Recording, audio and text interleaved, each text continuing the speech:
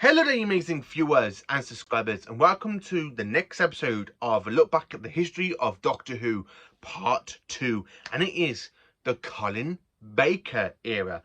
Yes, this is one of the eras of Doctor Who where most fans don't really enjoy, and to be honest with you, I really do enjoy this season. I think his era is kind of brilliant. I love season 22. Season 23 is like a big, massive step back from season 22, but Colin Baker's outfit in season 23 is my favorite outfit. I love the red cravat and the kind of like pinkish, like the waistcoat with the kind of like pinkish and purpley colour stuff. I really do like Colin Baker's outfits in general, and it's one Doctor I do really want to cosplay.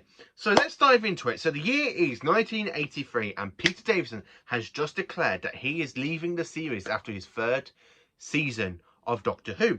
So producer John Nathan Turner began the hunt for the sixth actor to play the Doctor. Now, here's a little bit of a fact here.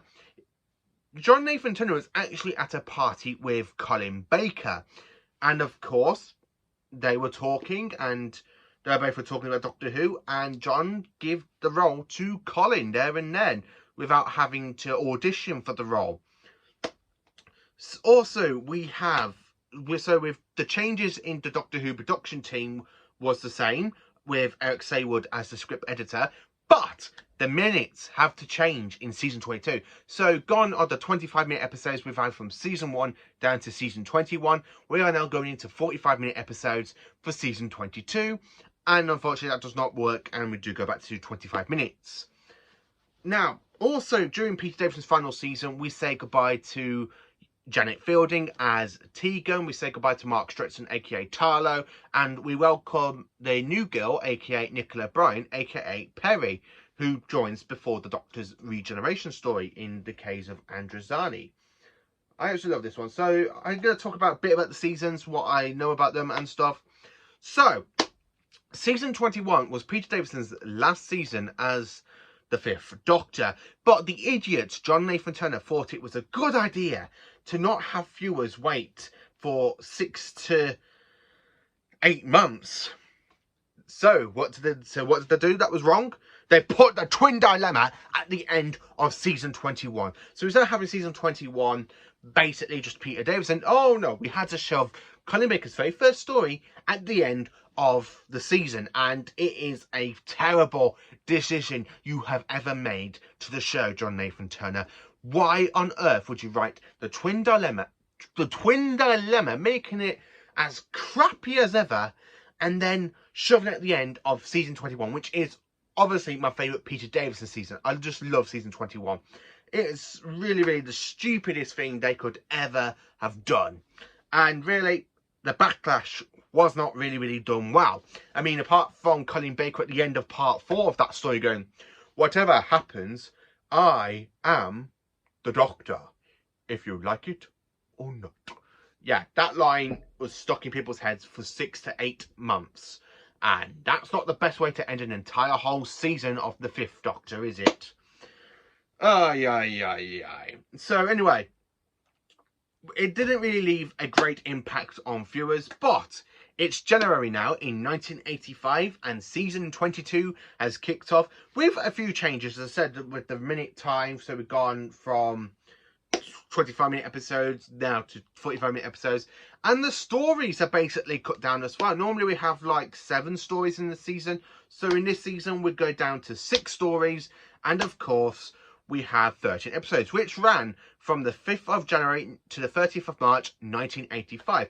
This season saw the return of the Cybermen, the Cyber Controller, the Master, the Santarans, the Daleks and Davros, and also the very last appearance of Patrick Troughton as the Second Doctor, because 2 years after this season, Patrick Troughton unfortunately passed away at a convention while having a heart attack, which really is really sad to hear that we lost Patrick Troughton back then, because I would have loved to see him return more. But also we do have some new basically villains kind of pop up. We have Syl, we have the Irani, we also have the Borat, And of course, the stories in this season are Attack of the Summoning, Adventures of Varos, Mark of the Irani, The Two Doctors, and of course, Time Lash and Revelation of the Daleks. During the broadcast of The Two Doctors, Michael Grading, the idiot that was in the control of the BBC, decided to put the show on an 18-month suspension. Yeah, what an absolute prat he was. I'm sorry, but he put the show on an 18th-month hiatus. 18 months with tiny Doctor Who content. I mean, it's really, really bad now that we've literally got another 8 months to wait till we get to the 60th anniversary. But imagine being a fan back in 1985 and you're not going to see the Doctor for 18 months. That would have killed people like me. It really would have. But we did kind of have a little bit of a soundtrack called Doctor in Distress with Anthony Ainley, Nicola Bryant, Colin Baker, with, as well as we all know, Nicholas Courtney, aka the Brigadier, with other Doctor Who cast and members and stuff, and of course some bands. Yeah, it wasn't really a great single called Doctor in Distress, but it still kind of has a nice little jam. If you listen to it, you know, it goes Doctor in Distress. If you haven't check it out on YouTube. I will put the link underneath if for those who want to see the video. Actually, I think it's on Doctor Who The Collection season 23. Yeah, okay, so during the hiatus, a singles released, as I said, but all the original plans for Doctor Who's 23rd season were scrapped, and I mean utterly scrapped, and replaced with, aka the new season 23, aka the Trial of the Time Lord. The original season of 23 had a number of stories that were basically all written. Some of these stories was going to be filmed. One was going to be filmed in Blackpool, which is called The Nightmare Fair, which would have seen the return of the Celestial Toymaker, as well as Mission to Maglos to see the return of Syl and the Ice Warriors. We have the Hollows of Time, which really would have seen the return of the Trogdotors from season 21. Yeah, this season, not really. It would have been loved to see. I mean, when you get to stories where you kind of hear about a Singapore story featuring the Master or the Irani working with the Autons, yes, please, give me that story. Give me that story. Come on, give me that story. Oh, no, wait, you can't because it was cancelled because of Michael Grading. So the only way to greenlit season 23 was, of course, instead of it having to carry on with the original tradition that seasons 1 to 22 give, season 23 was brand new. So what was absolutely brand new? So we have 14 episodes into 4 stories, which basically is the running time now until the end of the 1980s and the end run of classic Doctor Who in general. We go to 4 stories, we have 14 episodes, and of course, what do they do for this season? Yes, of course, the Doctor Who is on trial by the BBC, so what do they go and do? They go and put the Doctor on trial on the show. And of course, basically being pulled out of time from and during an adventure on Ferrabita, which basically is Syl's home planet, and of course Perry kind of dies and kind of doesn't. There is a little bit of a twist in it. And this season, as I said, was called Trial of a Time Lord, which contains over 4 stories. In each story there is a 4-parter until you get to the final story, which is a 2-parter. And these episodes are called The Mysterious Planet, Mind Warp, Terror of the Vervoids, and The Ultimate Foe. So what can I say about this story that really about this whole season? Well, the Doctor's on trial by the Time Lords by his dark alter ego, aka the Valiant, somewhere that exists somewhere in between the Doctor's 12th and final incarnations. Now, this is where every Doctor Who fan's going to go, wait a minute, what about the Timeless Child? Which is the incarnation, which is the Doctor's last incarnation now? We have no idea, thanks to Chibnall and the whole Timeless Child thing. But let's not get out of that. We also in this season see the return of the Matrix. So basically the Matrix was basically introduced into Doctor Who back in 1976 in the 4-part story in season 14 called The Deadly Assassin, where the Doctor has to go and fight Chancellor Goff in the Matrix, where Chancellor Goff is actually working for the Master in that story. So we do kind of see that the Matrix is basically the whole point of this. So we kind of see the past venture of the Doctor, which is the Mysterious Planet, where the Doctor basically goes to the planet Ravalox, and it is discovered that Ravalox is Earth, as well. And then of course we go to Third Beta, where we kind of got the whole situation with Sil and his leader basically that is dying, and he gets put into Perry's body after she gets her head shaved and transferred brains, and she's technically dead. And then of course we go to Terror of Vervoids, which is basically a far future point for the Sixth Doctor with Perry, and it's kind of like a nice murder mystery story. Now, if you watch the Blu-ray edition, you have that fantastic edited version where it edited all of the court scenes, and you can actually enjoy the whole story in one massive go without all the court scenes. And then of course we jump into the final two-parter, which is basically about the Doctor discovering about the Valiard. You've got the Time Lords there. Plus the Doctor does have that great line where he goes, "In all my travels in the universe, my battles against evil, against power-mad conspirators, I should have stayed here. The oldest civilization, rotted, degenerate, and rotten to the core. Daleks, Sontarans, Cybermen.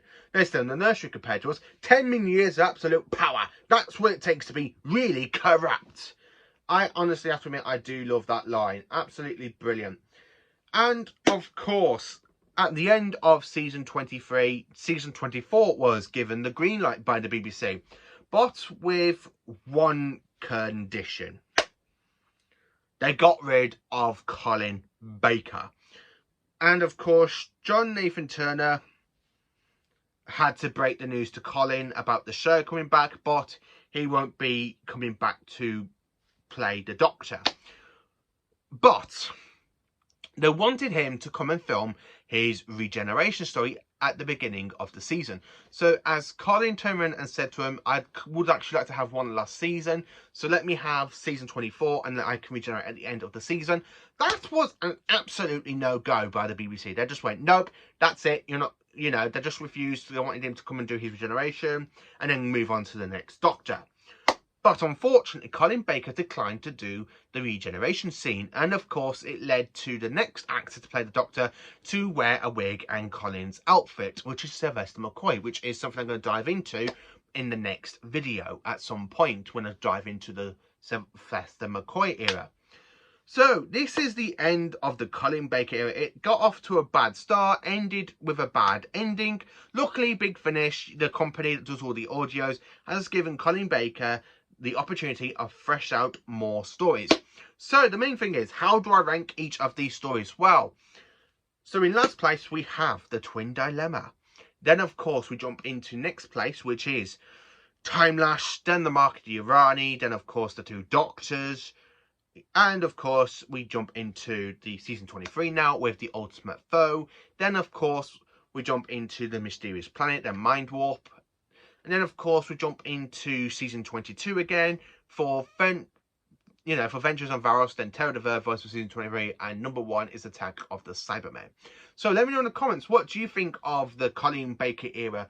How badly do you think Colin was really treated by the BBC? Well, I think he was treated by them really terrible. I get why he didn't come back to film the regeneration scene, and I feel really bad for him. I absolutely do. So let me know in the comments. Please do like, subscribe, and share, and join me for more Doctor Who content. And join me for next month in April, where I look back at the history of Doctor Who.